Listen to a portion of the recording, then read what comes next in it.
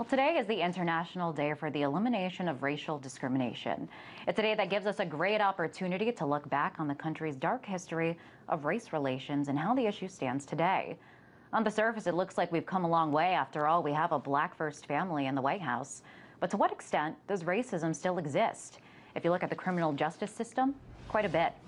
Race in criminal justice, this is what this chart shows, 3,422 black male prisoners per 100,000. And when it comes to whites, that number is far less for the same amount of people in that population, 487 white males per prisoners per 100,000. So how far have we really come when it comes to race in the United States? To discuss, I'm joined by Boots Riley, musician and activist. Hi there, Boots. So the fact that we do have a black president seems like a pretty compelling evidence that we have come a long way in the country today. What do you think? Well, I've never been one to put forward that it's the government that's the oppressor. So it's actually the system and the ruling class that is responsible for oppression and racism. So whether you have a black manager in the McDonald's while you're working there or a white manager, you're still working at McDonald's and you're still a servant. So no, I don't think that having a black president puts a dent in the racism that we experience.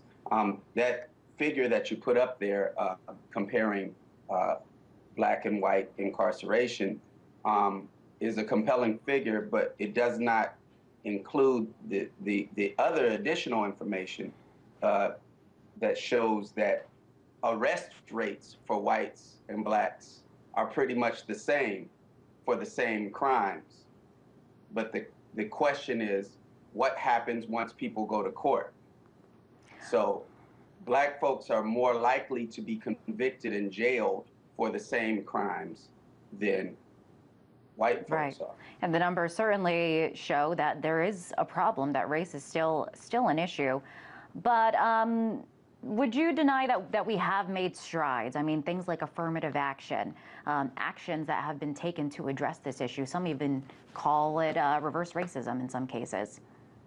Well, I want to put it into context that any changes that have come about have only come as a direct of mass radical movements, right? So affirmative action came about at a time when there were revolutions going on all over the world, when people were shutting down places of business, and there was fear of a revolutionary movement growing here in the U.S.